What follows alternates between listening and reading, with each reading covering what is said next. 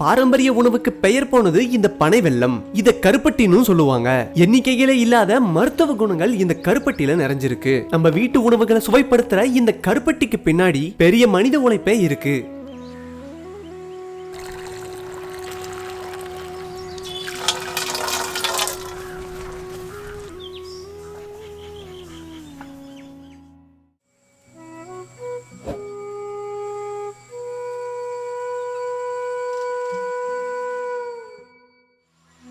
பனை வெல்லம் செய்யறதுக்காக விடிய கால 5 மணிக்கே பனைமரங்கள்ல ஏற ஆரம்பிச்சிட்டாங்க.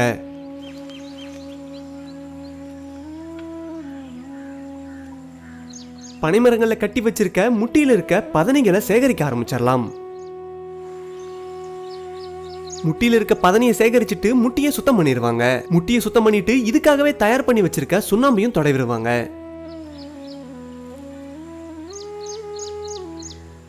முட்டியில சேகரிக்கப்படுற பதனி கல்லா மாறாம இருக்க இந்த சுண்ணாம்பை தடவுவாங்க. அடுத்த நாள் வரக்கூடிய பதனிக்காக பாளைய சீவி பானையை அங்கே மாட்டி விட்டுறலாம்.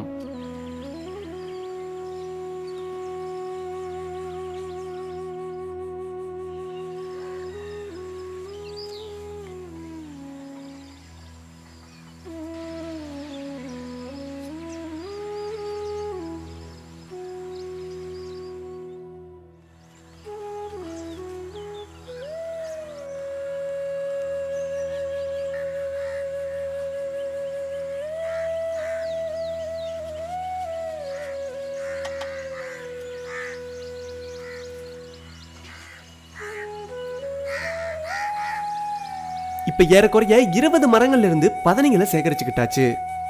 சுமாரா 5 மணிக்கு ஆரம்பிச்சு 7 மணி வரை பதனிகளை மட்டுமே சேகரிச்சோம். 20 பனைமரங்கள்ல இருந்து சுமாரா 54 லிட்டர் பதனிகளை சேகரிக்க முடிஞ்சது. இப்ப நம்ம சேகரிச்ச பதனியை வடிகட்டி எடுத்துடலாம்.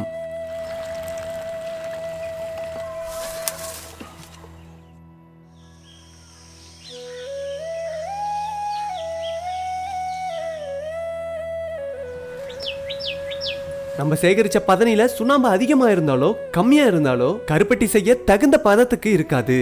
அப்படி அதிகப்படியா இருக்க சுண்ணாம்பை மட்டும் வடிச்சு எடுத்துடலாம்.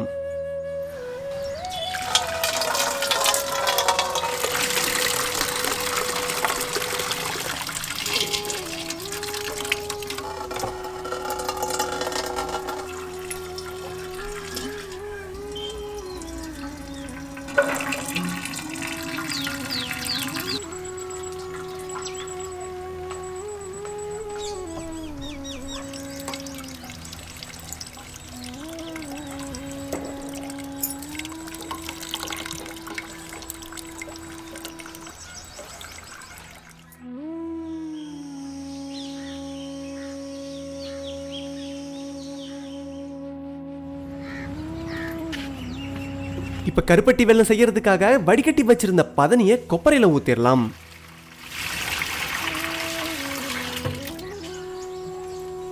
இப்ப கொப்பரை அடுப்பை பத்த வச்சு பதனியை காய்ச்ச ஆரம்பிச்சிடலாம்.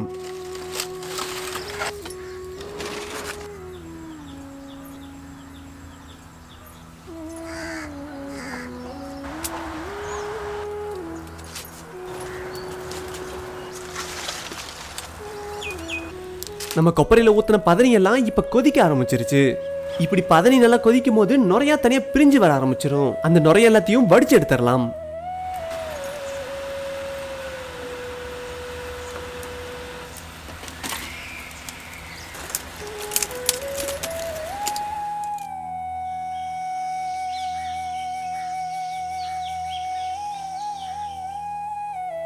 பதனில இருக்க தண்ணி எல்லாம் சுண்டி ஆவியாக ஆரம்பிச்சிருச்சு. இப்படி பதனி சுண்டும் போது அடிப்பிடிக்க ஆரம்பிச்சிடும். அதை அடிப்பிடிக்காம இருக்க கிண்டிக்கிட்டே இருக்கணும்.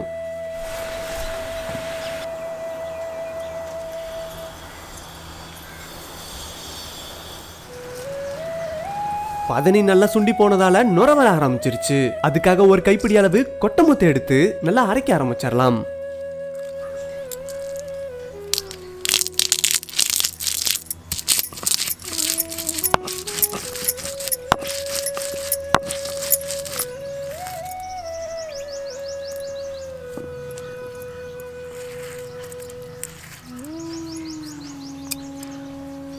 கொட்டை முத்தை இப்ப நல்லா அரைச்சுக்கிட்டாச்சு. அதை இப்ப தண்ணி ஊத்தி கரைச்சு அந்த தண்ணிய கொப்பரையில சேர்த்துக்கலாம்.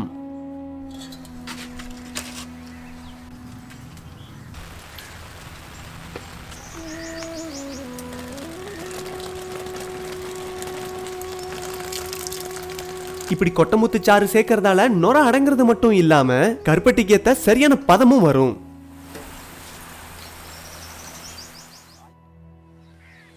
பதனி சரியான பதம் வரதுக்குள்ள அச்சுகளை தயார் பண்ண ஆரம்பிச்சிடலாம். இதுக்காக வெள்ளை துணிகளை தண்ணியில் நினைச்சு அச்சுகள்ல போட்டுடலாம்.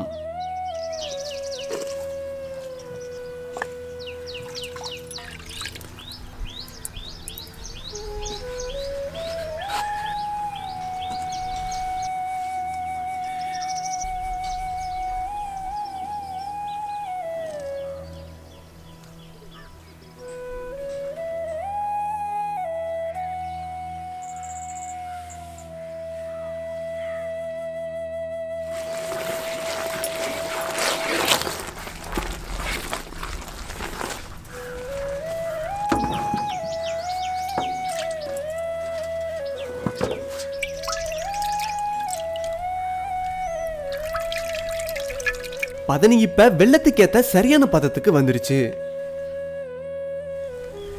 இந்த பதத்துக்கு வர கிட்டத்தட்ட 3 மணி நேரங்கள் தேவைப்பட்டது. இப்ப பதம் வந்த பதனிப்பாக பானைக்கு மாத்திரலாம்.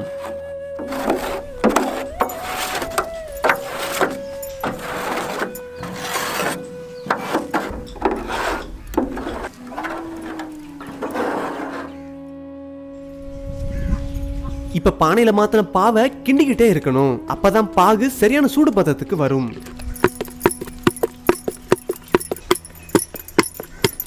பாவு ஆறி நல்ல பதத்துக்கு வந்துருச்சு. அதை இப்ப அச்சுகள்ல ஊத்த ஆரம்பிச்சிடலாம்.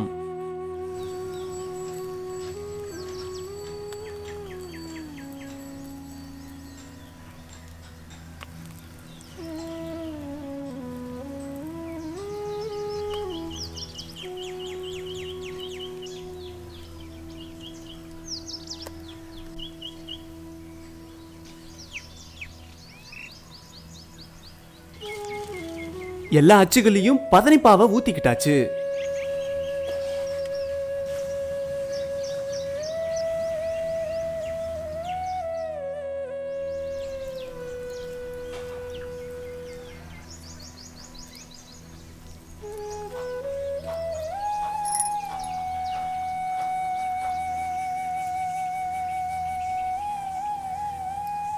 இப்ப நம்ம ஊத்தி வச்சிருக்க இந்த வெள்ளப்பாக நல்லா ஆற விட்டுறலாம்.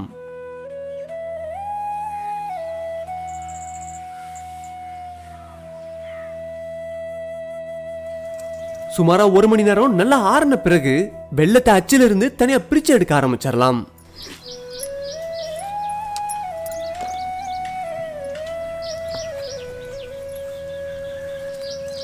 கருப்பட்டி வெல்லம் பழசாக பழசாக தான் இதனோட சுவையும் மருத்துவத்தன்மையும் அதிகரிக்கும். சுமாரா 20 மரங்கள்ல இருந்து சேகரிச்ச 54 லிட்டர் பதனில இருந்து கிட்டத்தட்ட 6 கிலோ கருப்பட்டிகளை செய்ய முடிஞ்சது.